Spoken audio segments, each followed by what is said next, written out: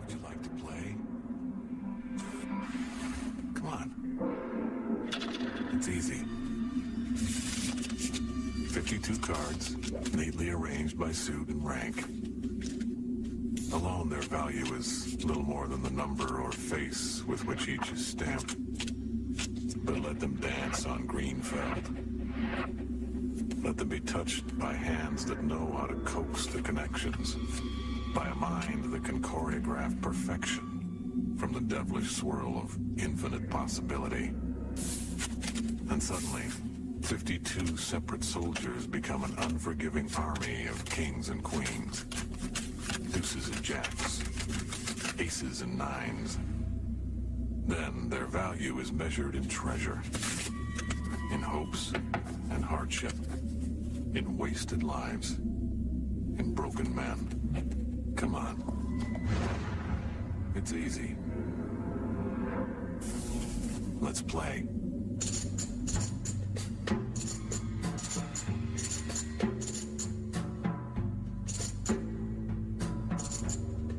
His craft, nobody was quicker, nobody was smarter, and nobody was better. He thought quick on his feet. He was light years ahead of the other players, and people feared him. He was someone who would like to stick it in your liver, as we say, in the racket. At the poker table, he was one of the most obnoxious people I've ever known. I almost got in 2 or 3 fights with him. He hissed. It's almost like he needed an exorcist. He had this deep down anger.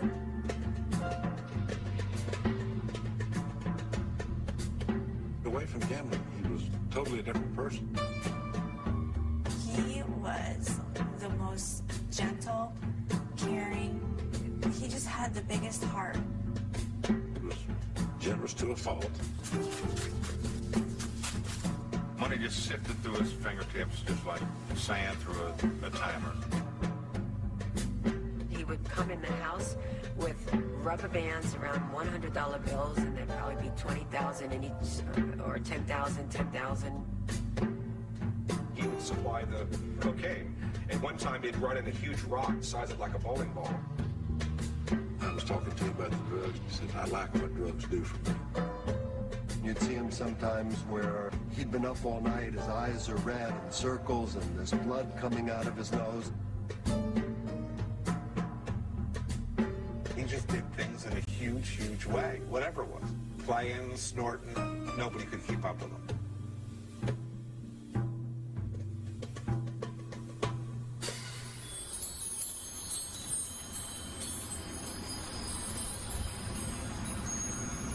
The Mondale pine is a remarkable tree.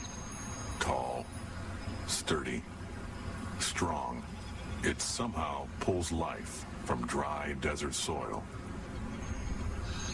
Ironic that a man who was small of stature and who struggled with personal weakness should find peace beneath a Mondale's sheltering boughs. This is Palm Cemetery, Las Vegas, Nevada. A simple stone marks the final resting place of the man most considered the greatest poker player who ever lived, Stu Ungar.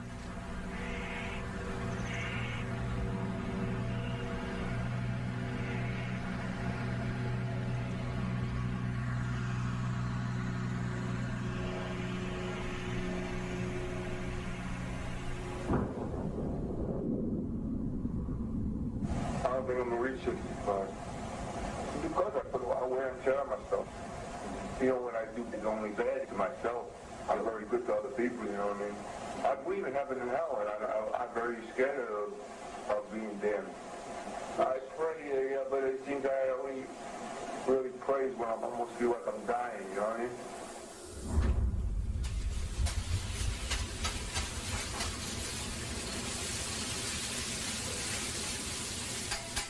I don't think anybody is in this class.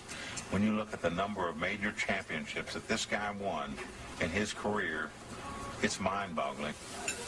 Back in the 80s, there were 2 events. There was Benion's World Series of Poker. There was Amarillo Slim Super Bowl of Poker. They all played them. Well, there's only one guy in the world who's ever won the main event at both the World Series and in the Super Bowl of poker, and that was Stu Ungar, and he won them 3 times each. Only 45 when a cleaning lady found him dead in a cheap motel not far from the Vegas Strip. Well, I'm amazed that he lived as long as he did, looking back on it now, as big a cocaine user as he was in his day. Just 5'4", 110 pounds on a good day. I don't think Stu Ungar ever felt insecure or intimidated in any way by his stature. This kid may have been 5'4", but to him he thought he was 7'1" and played center for the New York Knicks. In terms of intellectual stature, in terms of stature as a gin player, as a poker player, he was a giant, and Stewie knew it. Ungar is the only person to win the World Series of Poker and the Super Bowl of Poker 3 times each. A bookmaker's son from New York's Lower East Side, he reveled in the wise guy image. Stewie was younger than I was. There was this young kid who would come into the card game, and he would just destroy everyone in the game. There was one particular game we were playing draw poker. When it came to bet, Stewie turned to us and said, "Oh, you have 4 to a flush, you have 2 pairs, probably middle pair, something like 8s and 9s," and it was 100% right. It got to the point where you'd wonder, are the cards marked or is someone tipping him off? And they weren't.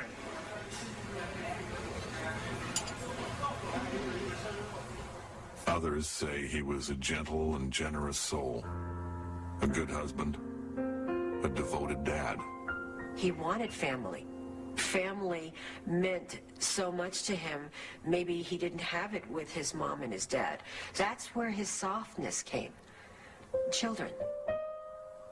The very last time that I saw my dad, I just said, "Dad, you know I love you and I'm very proud of you as my dad and I just want you to know that."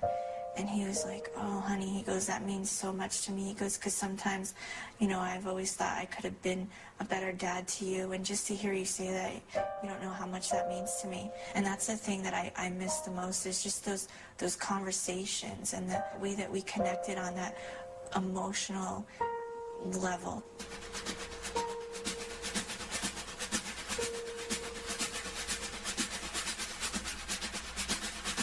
One thing that isn't argued is the fatal precision with which Ungar stalked the green felt of each and every card room he entered.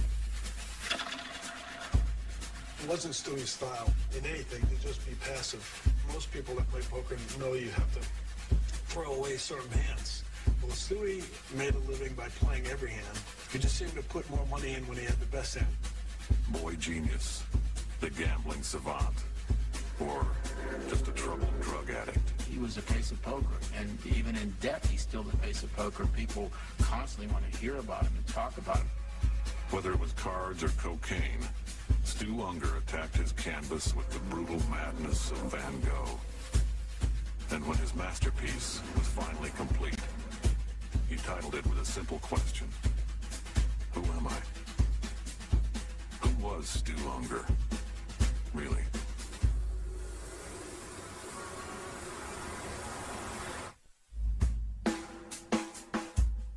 Some people approached me. They said, "We got a young kid in town that likes to play gin rummy. And I understand you play gin rummy, and we'd like to set up a game." So I said, "Sure, I'll play." They bring in this little kid. This looked like he might have weighed 90 pounds. And he was so young, it was unbelievable. I mean, I couldn't believe that's the guy I was going to be playing. He was so small, we set the table up, and they put a Coca-Cola crate in his chair, and he had to sit on the Coca-Cola crate in order to be big enough to get up to the table. And naturally, he beat me out of 40,000. That was my first introduction to Stewie Ungar.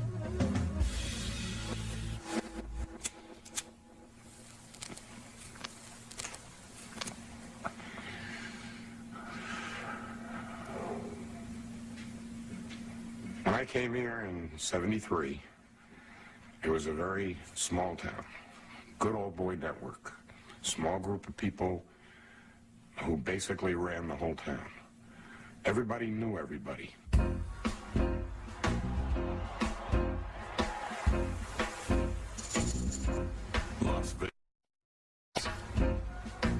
city was in transition. The Rat Pack no longer ruled the Strip, and the economic boom of the 80s had yet to begin. Everything was cash. Cash or comes. Nobody that I knew of paid by check.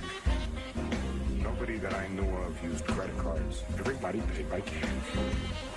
Everybody had cash. The perfect place for someone whose only understanding of 9 to 5 is how it might bookend an inside straight. Stu Ungar rolled into town in 1974 and was immediately at home. He looked like a baby. Had a baby face. He was very hyper. He, if he's sitting at a table, he was bouncing his leg, moving with his hands, or talking and getting up and walking around.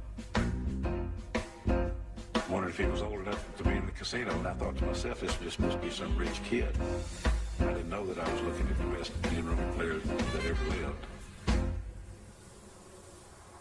When I first moved here, he told me he had put away $1 million in a vault. And I'm like, playing blackjack. And I'm like, wow. Eventually, Ungar was joined by his girlfriend, Madeline, and her young son, Richie. He was naive to a lot of the worldly things. So, I went to go buy the home. I went to go buy the cars. I have to do everything. Everything Madeline decorated their lives with was paid for in cash. He thought you write a check and the check is good. He didn't realize you have to go in the bank, put the money in the bank, for it to be good. Stuart Ungar, gin player. What do you think about Stuart? I think Stuart has what we call card sense. So he shows up in 1980 and plays in this World Series of Poker. This was only the second poker tournament he had ever played in before. He had played 5 gin rummy tournaments up to that point and had won 3 out of the 5. You got 2 threes. Tell me what you can have. When he entered, it was kind of a lark that it wasn't really serious. Out of a field of about 100 people, it made him 100 to 1.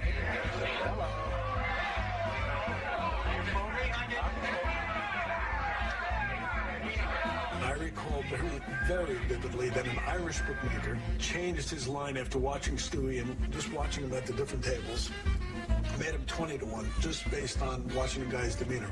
How confident he sounded.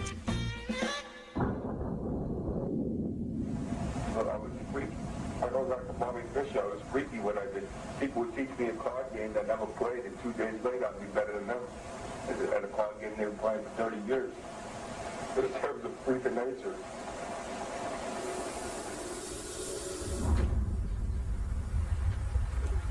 Barely 26, and Stu Ungar was already a high roller.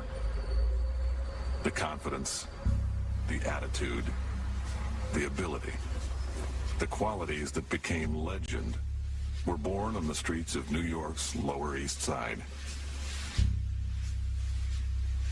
His father's name was Isidore Ungar.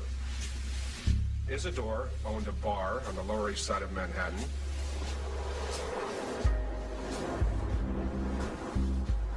His father was a bookmaker, and Stewie's education to a large extent took place in the bar.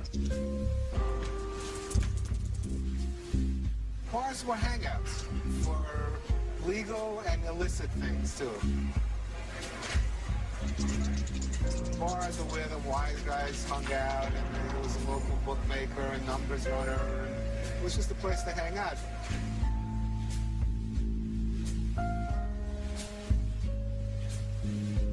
Often after school, Stewie would come to the bar, hang out in the bar, and be associated with a lot of the wise guys or people that were connected to organized crime. These essentially were Stu Ungar's mentors.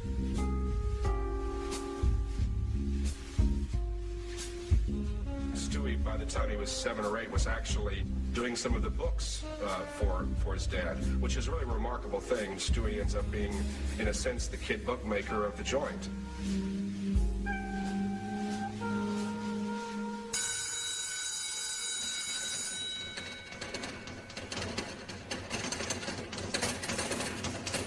His other teachers, the ones at school, noticed Ungar's uncanny ability with numbers as well. Some suggested he was a genius. He skipped 7th grade because of his intellect, and then quit school in 10th grade, in spite of it.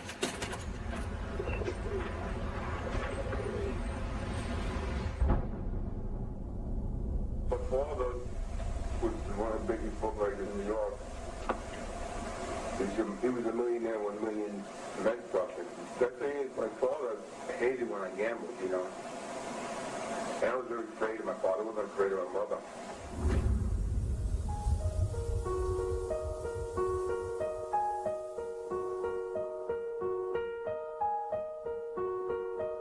His father was an older man, so he did not really have a close relationship with his father. He had more of a relationship with his mom.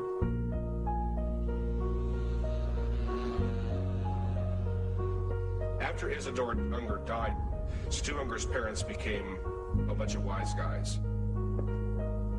And all he knew was going around and playing in card clubs and being protected by a lot of the people in organized crime. First time I met Stewie, I saw this young kid walk in with an entourage, and it seemed like he was controlling the conversation. I've never seen a kid that young being around gambling. Those days he had a sweet innocence to him that disappeared along the way, let's say. They've been playing 4 days. This is the final. When Stu Ungar placed his first bet at the 1980 World Series of Poker, he was 26 years old, young by poker standards. But he was already an old soul at games of chance.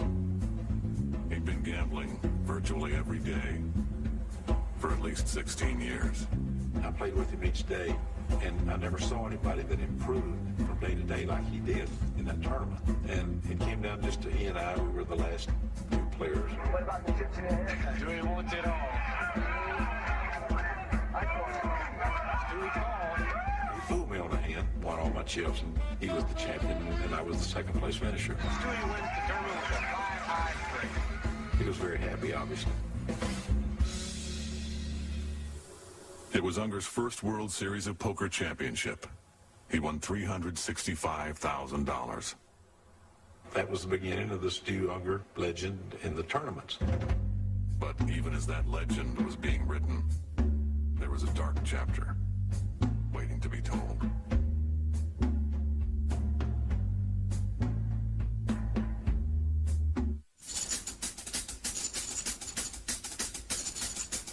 I was at Delmar Racetrack with a couple of poker players, including Stewie, and he is starting to bet with a guy known as the Flipper.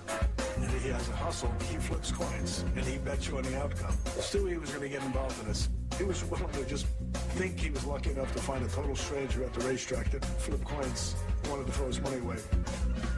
That's how Stewie was. Heads you win, tails you lose. Some people are born to live on the edge of that 50-50 blade. It was 1980. Stu Ungar had just won the World Series of Poker. He had a huge bankroll. His girlfriend Madeline and her son Richie had joined him. 2 years later, they were husband and wife. Richie was the main ingredient that kept us together, and he adored him. They played baseball, they played basketball, and my son was so appreciative to anything he did, and he would introduce everybody. This is my dad. This is my dad.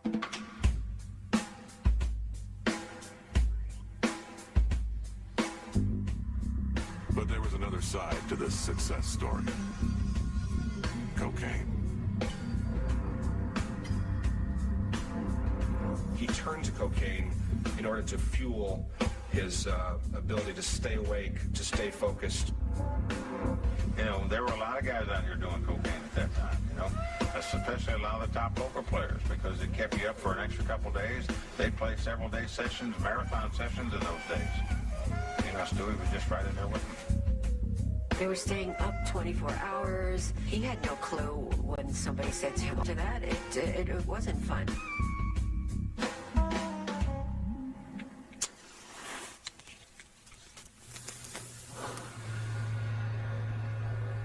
Faye Ungar's health was in serious decline throughout the 70s. Stu said he first tried cocaine because of that. His mother died in 1979. I never took a drink or did anything. I was the straightest kid you ever seen. I went over to some friends of mine house, and there was a vial of cocaine on the table. And I said, what is that? I've never seen it before. I'm trying to think of sometimes that didn't happen, an incident with my mother, is how I got involved with it at that point in my life.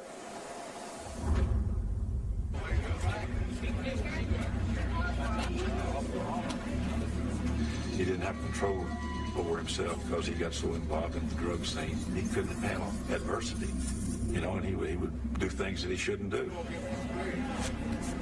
He was a person that would lash out at the dealers, or, you know, he just would say things to other players, you know. Stu just talked very bad to people. You know, he'd call them names and just get right up in their face, you know, threaten them. He did a lot of things that disrespected the game. I remember that he spit on a card one time. His up card was the card that would have won him the pot before. And he started spitting on the card and told the dealer, said, I'm out, dealer, I'm out. He was so out of line, cursing at the dealer, almost spitting at her. She came standing next to me in her street clothes, and I said, what happened? She goes, oh, I just quit. I said, what happened? She goes, I'm quitting because I'm going to kick his... The drug use may help explain Ungar's bizarre and often confrontational demeanor at the table. In spite of his cocaine use, Ungar proved that his 1980 championship was no fluke. See down at the end of the table that young man in the blue jacket, blue shirt? He's a story right now. He's a defending champ. He's only 27 years old. You had Doyle Brunson, Amarillo Slim, Bobby Baldwin. Great, great poker players, almost icons of the game, even at that time. And for Stu Ungar to win it once, a lot of people speculated, he got lucky. Can I use the club? Yeah. And the queen does it. Queens and fours, the winning hand for Stu Ungar, and he repeats as the world champion of poker. And a child shall lead him. 27-year-old Stu Ungar has again won the World Championship of Poker 2 years in a row. I just waited for it. I had a lot of bad streaks in, and I tried to just hang on until I got one good streak and just play it out. I won $300,000 about an hour when I was down to $30,000. That was it.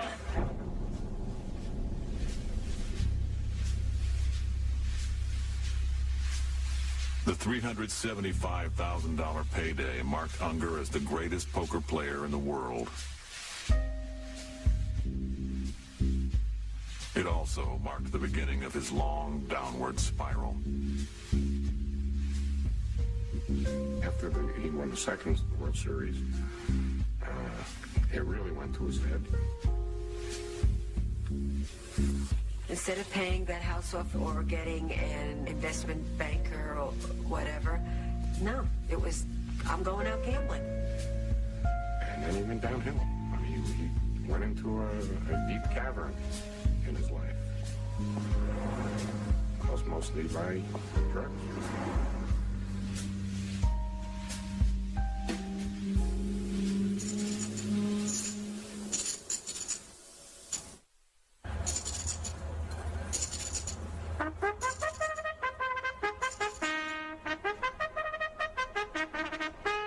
He had some bad beats like everybody encounters. He probably handled them better than most people I've ever seen.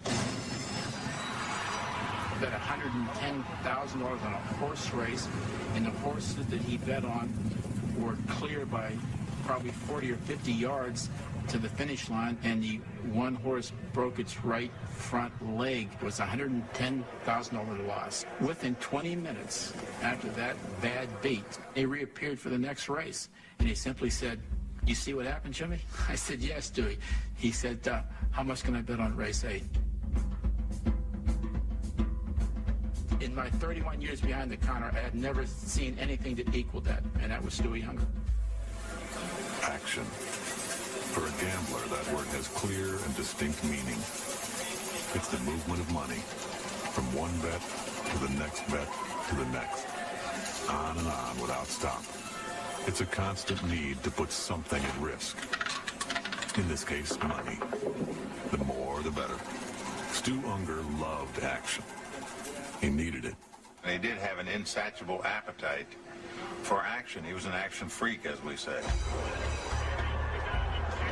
Stewie was a losing sports and horse player. If he had $80,000 in his account, say it's a Saturday morning with a bevy of college football games going on, he would never stop betting until he exercised the whole $80,000. He bet everything all the time. One night, he came over to my house, and he sees the pool table. Billy says, let's play some pool. You play pool? You play pool? I said, well, Stu, you see the table. I said, but I haven't played in years. He says, we'll play 5,000 a game. We started playing, and he couldn't play at all. I was just knocking the balls all over the table, and he loses about 70, 80,000 playing pool before he quit. That was just Stewie. In other words, he would just give his money away so often. He called me up one day. He said, "Man," he said, "you got to come over." He said, "I just won 140,000 this week." He said, "I got something for you." Went over to his apartment. Said, "How you doing?" He said, "Broke." He says, "Lost 140 and another 50 with it." The problem with Stewie was he never really understood the object of the game in terms of being a professional gambler. You know, and the object, of course, is to increase your bankroll, improve your lifestyle, and provide for your family. In 1982, family became a bigger focus in Ungar's life. He and Madeline were married that September. 2 months later, their daughter, Stephanie, was born. When Stephanie was born, he was just blown away. I mean, he just thought she was everything. And my son Richie idolized everything about Stewie. He idolized what he became. Richie would have loved to have been a gambler. They just loved each other. Those family bonds were tested by Ungar's endless need for action and cocaine. Anytime he was around and there was drugs around, everyone knew he was the meal ticket. At times there was a $1,000 a day cocaine habit. I can remember one time at the Dunes Hotel in Las Vegas, he was going up his room to get some. So I go up to the room. We walk in. The desk had a glass tabletop on it. And on the tabletop, all the way across the tabletop, it looked like somebody spilled a bag of salt or flour or something, you know.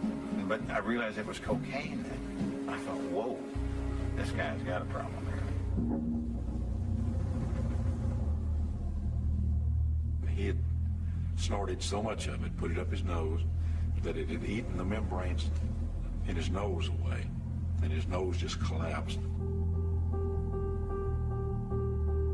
He wore a pair of glasses to almost trick people into thinking his nose was different than what it was.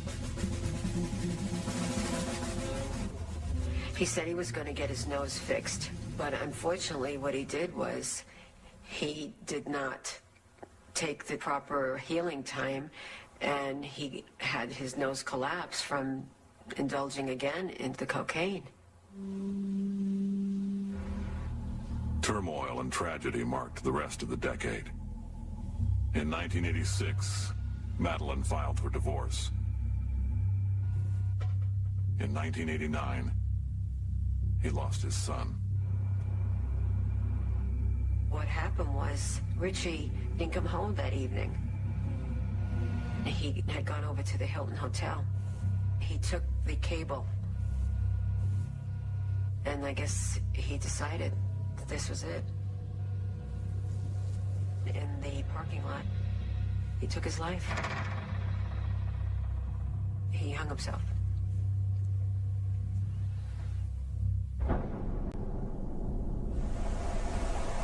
I will not show any tears in public. I'll try myself to not deceive by my son committed suicide. I never show any fear or anything, you know, under any circumstances, you know what I mean? If it was bumped to the head, it was by my way.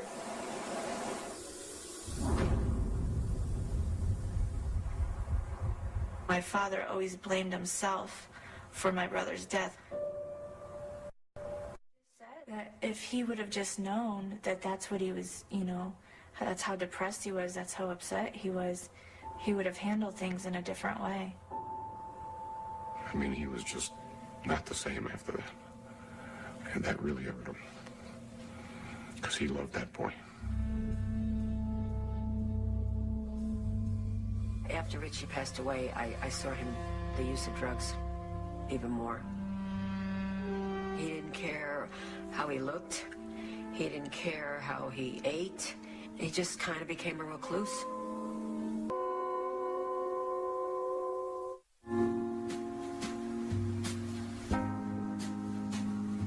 We bumped into each other at one of the hotels. And he pulled me aside. He said, "You look terrible. What's the matter with you?" I said, "I'm having some problems at home." And he went into his pocket and he handed me $10,000 in $100 bills. He said, "You need some money? Here." He said, "Whenever you can pay me back, pay me back. And if you don't pay me back, I don't care." And he walked away. Now, how many people do you know will do that for you?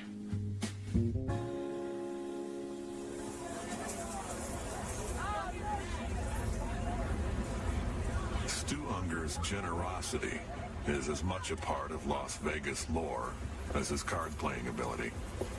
I remember we were walking down the street one time, and this guy came up behind us to Stewie. Said, "I'm broke." Said, "Can you help me out?"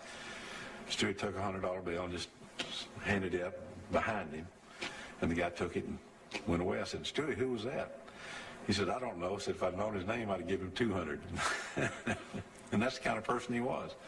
Millions of dollars passed through his talented hands, and 2 World Series of Poker championships went into his trophy case. The only thing that matched his dramatic rise was his fall.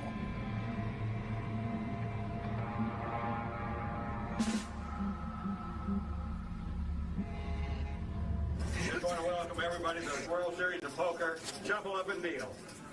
By 1990, Stu Ungar was divorced, horribly addicted to cocaine, and haunted by his son's suicide. In a sense, Ungar brought as much negative baggage to the table as he did chips when he showed up at that year's World Series of Poker. I staked him. It was a $10,000 buy-in.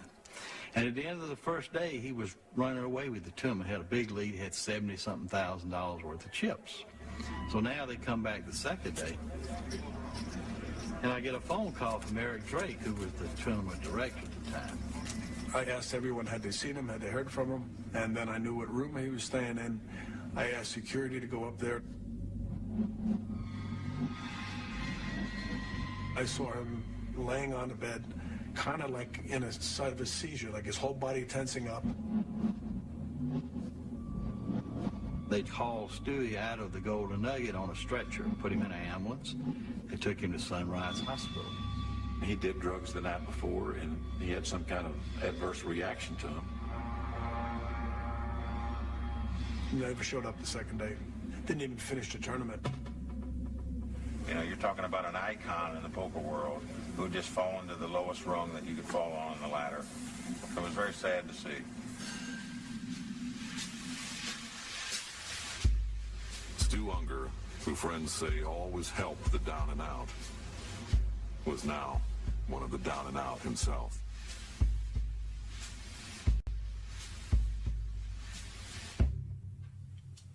Literally, he cried one day with me because he said, "Mike," he said, "I've gone through millions of dollars and I don't have any money to buy my daughter's school clothes."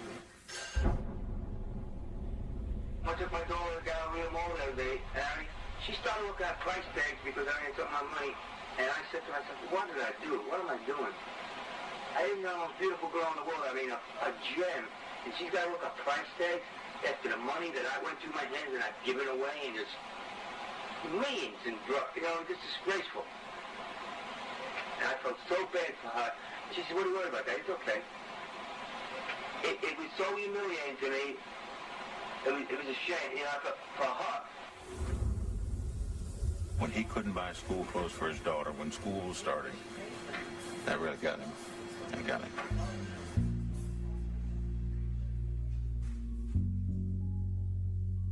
Given what he had become, what happened in 1997 is all the more amazing. He came to me, he was dead broke, and he wanted me to bankroll him. And I turned him down. I said, Stewart, please, leave me alone. And he assured me he was clean as a whistle, he was ready to play, blah, blah, blah. So finally, I just I says, here, Stewart, you take this $10,000 and go put it in the tournament. And if I catch you out of that chair one time, I'm going to kill you.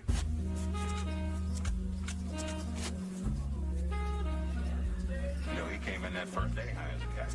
Well, I actually grabbed him and sort of shook him. I said, Stewie, you got to get through the day. I said, you're going to be fine with a night's sleep and the rest of the tournament, but you got to make it through the day. And he hung on and made it through the day and just sailed right down to the final table. This is it. Heads-up poker for hard cash between Stu the Kid Ungar and John String. Ungar wasn't alone on his journey to the championship table. In his pocket, next to his heart, was a picture of his daughter, Stephanie. He said that she was his inspiration. Right before the final day started, we sat down, and he told me exactly what had been happening to him for the last 2 years, but he was certain he was going to turn things around, that he was going to win the tournament, and things were going to be different. He showed me the picture of Stephanie. He said, you got to ask me, I want to show this picture when I win the tournament. He didn't even assume that there was anything that could happen for him not to win the tournament. That was great. This could be it, ladies and gentlemen. He's ready $800,000. John calls.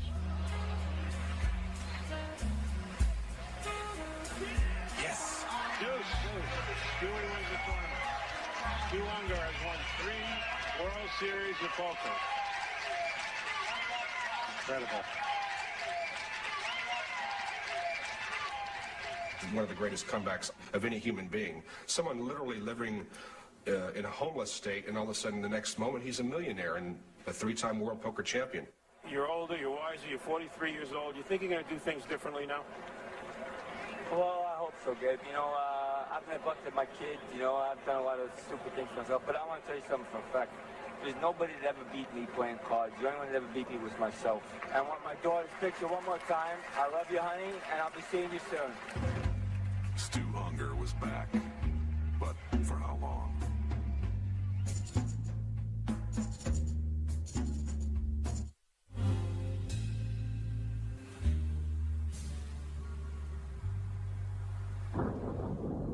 I used to go down to the old racetrack when I was 10 years old. Go to the window and bet $50 a horse. I used to have to give the money to strangers to make the bet for me. Naturally, if another person would gamble like me, they would call me a degenerate gambler. But when you're successful at it, when you make your living at it, you go, well, you are a degenerate no more. You know?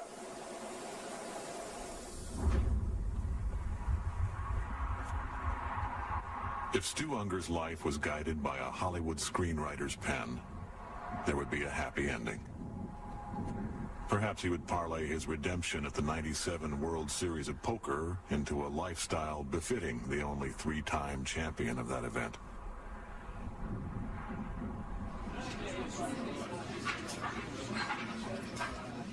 I believed so much that this really was a turnaround, because he said to me, you know, I'm clean. I said, great.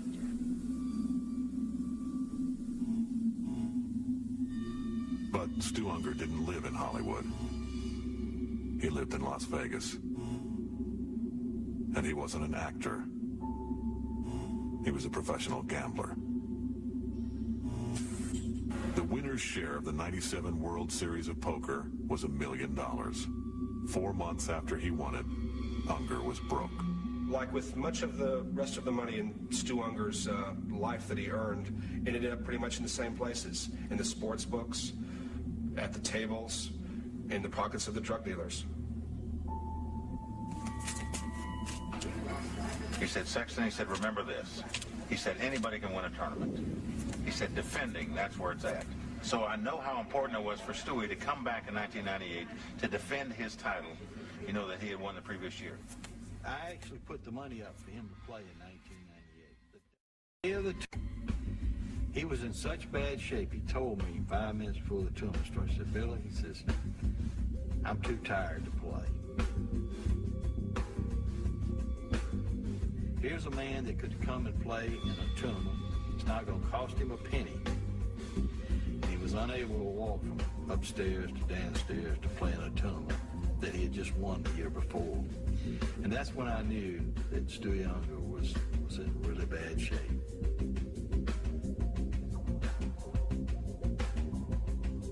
Over the course of the next few months, Ungar was arrested for possession of crack cocaine. The last time I saw my dad, I told him, I said, I don't want to have anything to do with you anymore. I said, I don't want to answer, I'm not going to answer my phone unless you are in drug rehab. I just was trying to play the hard role. Many of the high-stakes players, they all wanted to send to rehab center, the nicest ones in the country. He didn't want to do it. You can't help people that don't want to help themselves. I found that out through the years. And Stu didn't want to be helped.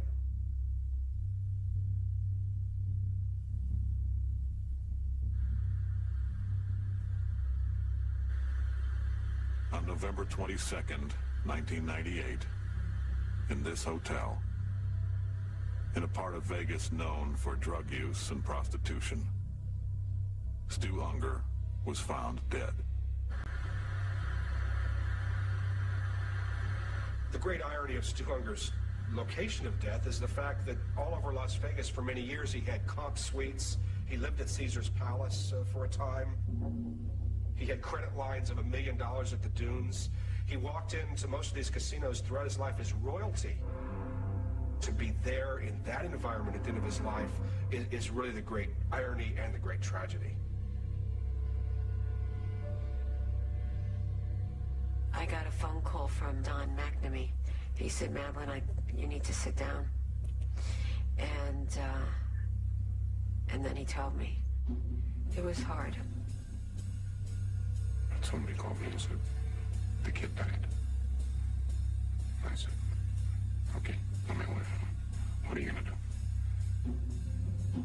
do? Everybody felt terrible, but it wasn't a surprise.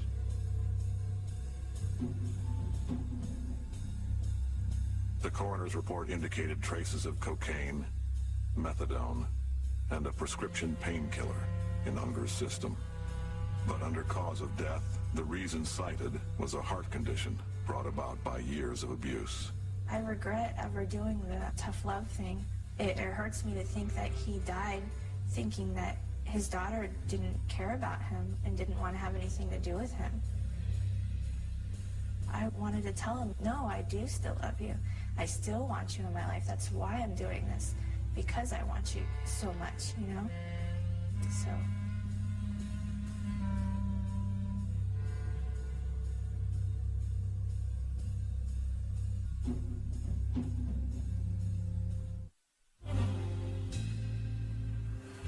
In the gambling world, in the poker world, in the gin rummy world, he had talent like we'll never see again. But sadly, in the game of life, Stu Ungar was a loser. There's no question about it.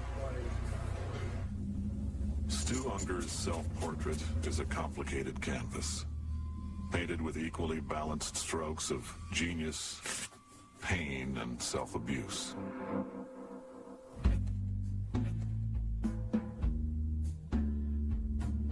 It angers everybody in the poker world that he didn't get control of his life. We'll never know exactly the extent of his talent. You know, no telling how good the guy might have been. The expansion of poker now and the popularity and the people making all this money, I mean, who knows what this kid would have been worth today in this environment. I just wish that he would have gotten through that era and got to this era. He would have been, wow, he would have been amazing. There's not a doubt in my mind, he would have been far and away the biggest superstar poker player that the world has ever seen.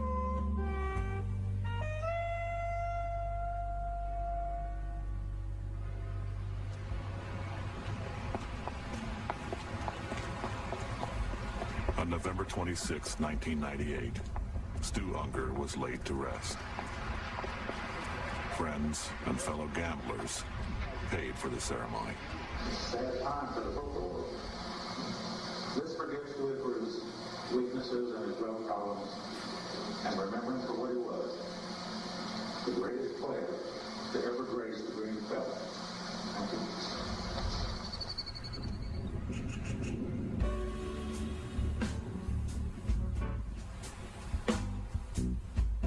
Stu Ungar never held what most people would call a real job.